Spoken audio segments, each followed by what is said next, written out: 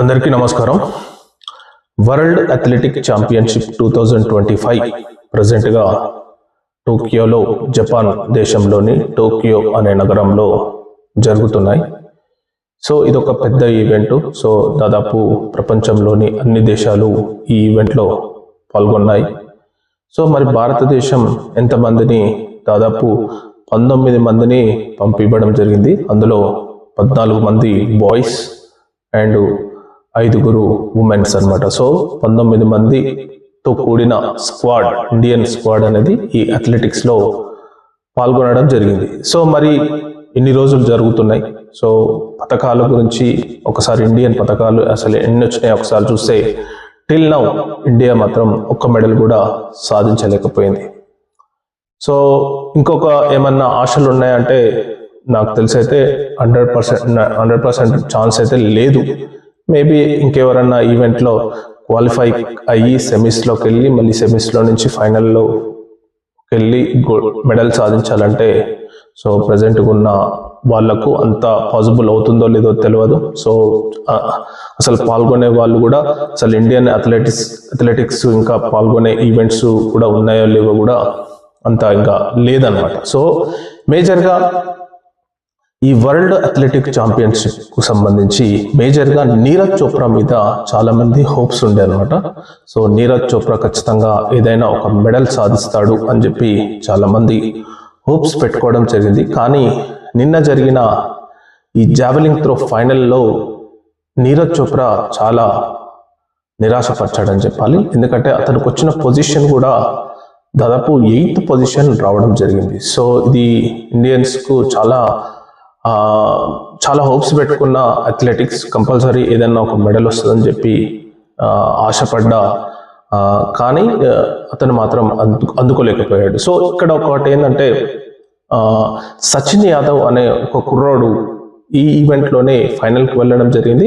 అతను 4th ప్లేస్లోకి రావడం జరిగింది. సో 3rd ప్లేస్ వచ్చి మేబీ ఏదన్నా ఒక మెడల్ వచ్చేది, కానీ అతను దురదృష్టవశాత్తు ఒక్క స్థానంతో అతను 4th ప్లేస్తో సరిపెట్టుకోవడం జరిగింది. ఇక్కడ గమనించాల్సింది ఏంటంటే, అతను నీరజ్ చోప్రా కంటే చాలా ముందున్నాడని చెప్పాలి. సో సచిన్ యాదవ్ సో మంచి ఫ్యూచర్ ఉంది. సో ఈ జావెలింగ్ త్రోలో సో ఇంకా మరిన్ని ఈవెంట్స్లో కూడా హోప్ అయితే సచిన్ యాదవ్ ఇవ్వడం జరిగింది. సో మిగతా ప్లేయర్స్ ఎవరైతే ఇండియన్ తరపున ఆడి ద బెస్ట్ ఇచ్చారో, అంటే బెస్ట్ పర్ఫార్మెన్స్ ఇచ్చారో ఒకసారి చూద్దాం. సో సర్వేష్ వచ్చేసి ఇది మెన్స్ జంపింగ్. సో ఇతను దాదాపు 7th ప్లేస్లోకి ఉండడం జరిగింది. సో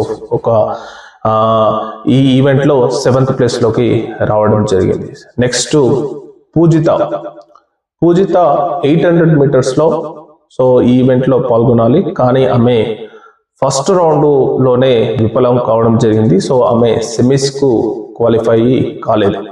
సో ఇక్కడ ఒక విషయం ఏంటంటే, చాలా మంది మొన్నటి వరకు అనుకునేది ఏంటంటే, ఇండియాలో స్పోర్ట్స్కు ఎక్కువ డబ్బులు ఇస్తలేరు, ఎక్కువగా ఇవ్వట్లేదని మొన్నటి వరకు అనుకున్నాం. కానీ ఈ మధ్య కాలంలో గవర్నమెంట్లు చాలా ఫోకస్గా ఉన్నాయి. సో ఈవెంట్లో అంటే ఎవరైతే స్పోర్ట్స్లో పాల్గొంటున్నారో సో వాళ్ళకు డబ్బులు ఇవ్వడానికి గవర్నమెంట్ ఎంతో అంతో కృషి చేస్తుంది. స్పోర్ట్స్ బిల్ పాస్ చేయడం జరిగింది.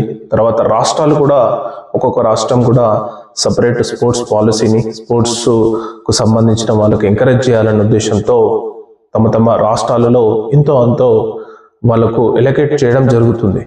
కానీ ఇప్పుడు ఇంకొకటి ఏంటంటే, కార్పొరేట్ సంస్థలు కూడా ఎవరైతే స్పోర్ట్స్లో ద బెస్ట్ పర్ఫార్మెన్స్ ఇస్తున్నారో వాళ్ళకు ఇతోధికంగా ట్రైనింగ్లో సహకారం అందించడం, సో వివిధ రూపాన ఇవ్వడం జరుగుతుంది. ఫర్ ఎగ్జాంపుల్ పూజిత అనే అమ్మాయికి, ఆమె 800 మీటర్స్లో చాలా మెడల్స్ సాధించింది. సో ఇండియన్ లెవెల్లో ఆమెకు విరాట్ కోహ్లీ ఫౌండేషన్ నుంచి చాలా సహకారం అందించారు. సో చాలా ఫైనాన్షియల్గా కానీ, ట్రైనింగ్ పరంగా కానీ విరాట్ కోహ్లీ ఫౌండేషన్ అనేది ఆమెకు పూర్తిగా సహకరించడం జరిగింది. కానీ దురదృష్టవశాత్తు ఆమె ఈ వరల్డ్ అథ్లెటిక్ ఛాంపియన్షిప్లో ఫస్ట్ రౌండ్ కూడా క్వాలిఫై కాలేకపోయింది. సో ఇంకా చూస్తే ప్రవీణ్ అబ్దుల్ అబూబకర్, సో వీళ్ళిద్దరూ ట్రిపుల్ మెన్ జంపర్స్, అంటే ట్రిపుల్ మెన్ జంప్స్లో వీళ్ళు 6th and 7th 8th positions రావడం జరిగింది వీళ్ళిద్దరికి. సో ఇంకా సర్వేష్, నీరజ్ చోప్రా, సచిన్ యాదవ్ ప్లస్ పూజిత ప్లస్ ప్రవీణ్, ఇంకొకరు అబ్దుల్లా అబూబకర్. సో వీళ్ళే కాకుండా అనిమేష్ కురుజీ, సో ఇండియాలో ఫాస్టెస్ట్ రన్నర్ ప్రజెంట్గా. సో అతని పేరు మీదే రికార్డు ఉంది 10.18 seconds. So India national record అతని పేరు మీద ఉంది. సో దానివల్ల అతను వరల్డ్ అథ్లెటిక్ ఛాంపియన్షిప్కు క్వాలిఫై కావడం జరిగింది. సో మరి అందులో అతని పర్ఫార్మెన్స్ ఎలా ఉందంటే, సో ఈ ఫైనల్కి వెళ్ళాలంటేనే 3 rounds క్వాలిఫై కావాలి. సో ఫస్ట్ రౌండ్ ఒకటి, సెమీస్ ఒకటి, సో ఫైనల్ ఒకటి. సో ఫస్ట్ రౌండ్లే అతను క్వాలిఫై కాలేకపోయాడు. సో టోటల్గా 200 మీటర్స్లో 52 అథ్లెటిక్స్ పాల్గొంటే సో అన్మేష్ కురుజీది 42 పొజిషన్ అనమాట. సో ఈ పొజిషన్ వల్ల నెక్స్ట్ సెమీస్ కూడా అర్హత సాధించలేకపోయాడు అనమాట. సో చాలా మంది అథ్లెటిక్స్ హోప్స్ ఉండే అనమాట. సో అన్మేష్ అంటే రన్నింగ్ అంటే అంత ఈజీ కాదు. సో ప్రపంచంలో రన్నింగ్లో భారతదేశ పరిస్థితి అనేది అంత మనం ఎక్స్పెక్ట్ కూడా చేయొద్దు. ఎందుకంటే మన బాడీ అనేది అంతగా అథ్లెటిక్ బాడీస్ కాదు, ఇండియన్ బాడీస్ అథ్లెటిక్ బాడీస్ కాదు. సో అది ఓన్లీ జమైకా, కొంచెం కెన్యా ఇట్లాంటి కంట్రీస్కే ఎక్కువగా అవకాశం ఉంది. సో ఆయన ఏదో కొంచెం నామినల్గా ఫైనల్లో వరకు వస్తాడేమని ఉండే కానీ అతను కూడా క్వాలిఫై కాలేకపోయాడు అనమాట. సో ఈ 6-7 అథ్లెటిక్స్ బెస్ట్ పర్ఫార్మెన్స్. కానీ ఈ బెస్ట్ పర్ఫార్మెన్స్ కూడా వరల్డ్ అథ్లెటిక్ ఛాంపియన్షిప్కు మెడల్ కొట్టలేకపోయింది అనమాట. సో ఇది చాలా ఒకసారి ఇంకా ఏమైనా ఆలోచించాలా, ఇంకా ఏమన్నా ఫర్దర్గా స్పోర్ట్స్ విషయంలో గవర్నమెంట్లు ఇంకేమన్నా ఆలోచించాలా అనేది ఒకసారి రివ్యూ చేసుకోవాల్సిన అవసరం ఎంతైనా ఉంది. ఎందుకంటే ఇంత పెద్ద మహాసంగ్రామం, ఇంత పెద్ద వరల్డ్ అథ్లెటిక్ ఛాంపియన్షిప్లో టిల్ నౌ ఇండియాకు 0 మెడల్ అంటే చాలా ఆశ్చర్యకరం, ఆందోళనకరం. ఎందుకంటే వరల్డ్లో టెక్లో మనం ఎంత ఫాస్ట్గా ఉన్నాం మనం అర్థం చేసుకోవచ్చు. మనం చెప్తుంటాం గర్వంగా టాప్ 10 కంపెనీస్కు సిఇఓస్ అని, అంటే ఎక్కువ సిఇఓస్ భారతీయులు ఉన్నారని చెప్పి. So $4 trillion ఎకానమీగా ఎదిగినాం. సో సువిశాల భారతదేశం, సో భిన్న సంస్కృతులు, భిన్న రాజకీయాలు, భిన్న నాగరికతలు, సో ఇన్ని ఉన్నా కానీ మరి స్పోర్ట్స్ విషయానికి వస్తే మరి కొన్ని స్పోర్ట్స్ చాలా ఆదరణ పొందుతున్నాయి, చాలా అద్భుతంగా రాణిస్తున్నారు. For example cricket. సో క్రికెట్లో చాలా అద్భుతంగా రాణిస్తున్నారు. సో భారతీయులు మొన్న మ్యాచెస్ చూస్తుంటే చాలా మంది T20లో కానీ మామూలుగా ఎక్కడ చూసినా క్రికెటర్స్కి అయితే చాలా కొదవ లేకుండా పోయింది. చాలా మంది వస్తున్నారు, కొత్త వాళ్ళు వస్తున్నారు. ఓవర్నో లెజెండరీ ప్లేయర్స్ను కూడా రీప్లేస్ చేసేంత క్రికెటర్స్ ఇండియాలో పుష్కలంగా ఉన్నారు. కానీ అథ్లెటిక్స్కి వచ్చేసరికి పరిస్థితి మారిపోతుంది. సో అసలు ఒక నేమ్ కూడా ఫెమిలియర్గా అంత ప్రాచుర్యం లేరు. సో ఎంటర్టైన్మెంట్ దాంట్లో ఎంతో ప్రాచుర్యం పొందిన వాళ్ళకు మరి అథ్లెటిక్స్ పేర్లు కూడా తెలియదు. సో ఇంకా బాగా ప్రచారం చేయాలి, ఇంకా ఫోకస్డ్గా చేయాలి. ఎందుకంటే వరల్డ్ అథ్లెటిక్ ఛాంపియన్షిప్లో గెలిస్తే ఆటోమేటిక్గా ఒలింపిక్స్ అనేది మీకు ఈజీగా అయిపోతుంది అనమాట. ఒక అంటే ఇంకా ఈ 2 ఒక పెద్ద ఈవెంట్స్ ప్రపంచంలోనే. సో ఈ ఒలింపిక్స్ వరల్డ్ అథ్లెటిక్ ఛాంపియన్షిప్లో మెడల్ వస్తే చాలా పేరు వస్తుంది అనమాట. కానీ ఇప్పుడు టిల్ నౌ అమెరికా నెంబర్ 1 ప్లేస్లో ఉండడం జరిగింది. సో అమెరికా అథ్లెటిక్స్లో టాప్ ఇంకా. సో వాళ్ళ ట్రైనింగ్ అనేది, వాళ్ళది వాళ్ళ ఎక్స్పెండిచర్ అనేది స్పోర్ట్స్కు అది ఇంకా మనం అన్మ్యాచబుల్.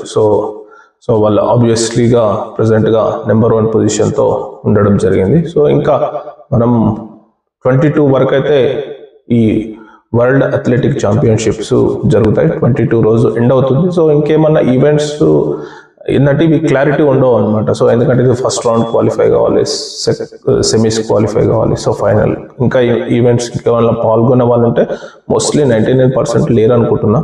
సో ఇంకెవరన్నా ఉండి అద్భుతం జరిగి ఏదన్నా మెడల్ వస్తే నిజంగా చాలా గొప్ప విషయం అని చెప్పాలి. సో దీనిపై ప్రభుత్వాలు ఫోకస్డ్గా ఉన్న ఇంకా యువత కూడా సో స్పోర్ట్స్ విషయంలో చాలా ముందుండాలి.